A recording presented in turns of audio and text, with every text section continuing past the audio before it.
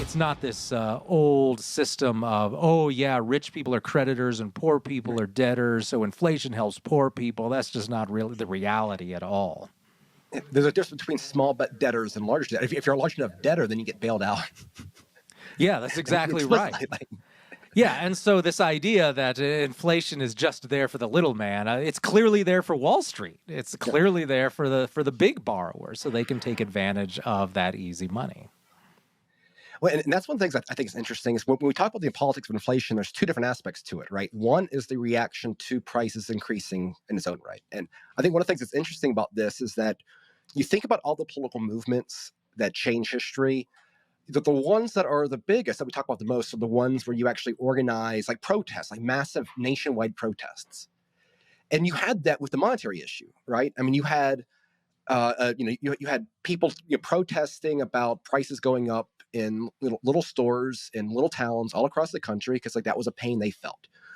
The problem is that when you then increase interest rates and they go way up, like you have your Volcker moment, then what do? You get contractors, sending 2x4s to the Fed complaining about increasing the interest rates that are necessary to deal with the price inflation, right? And that's that aspect of this that I think is it's something that is dangerous as well. Like this inflationary period, I think, is very interesting because the tools that the central bank have had in order to kind of downplay those immediate pains, we've had a much larger period of this policy than politically they've been able to get away with because the new tools the central bank has created for itself to prolong the obvious consequences in terms of consumer prices from all this stuff.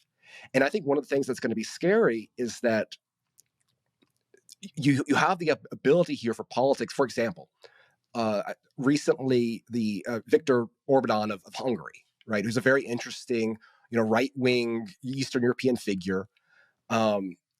His approach to this is we're going to lower prices to where they were last year. Now, some defenders have been saying like, oh, well, he's going to focus on taxes and subsidize, whatever, like rather than like arbitrarily price fixing. It's like, if you cut taxes down, okay, fine, that's great. But I have a feeling it's probably not going to be like that, right? Like you're going to have this push from a lot of the right to engage in price fixing and trying to address that immediate sort of pain. The other side of it, though, of course, is that you're in a situation where like we have to recognize that, this financial market, wait until people realize that Netflix is a systemically important institution. Because so many people have bought in, their savings depend upon the stock price of Netflix now, a company that has become the size that it has within this ridiculous era, right?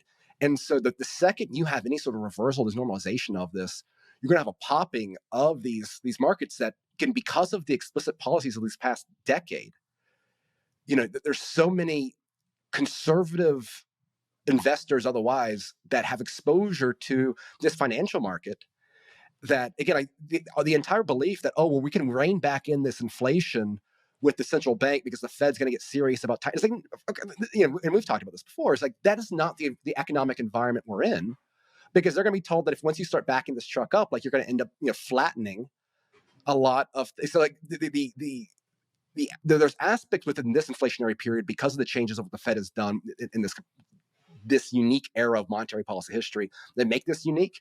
And I think, again, watching them try to backtrack from this, because that's one of the things I think is very clear, is that while Joe Biden's approval ratings are tanking from this and Republicans will benefit from it, what is the solution from your average Republican or even your very intellectual conservative to deal with this crisis?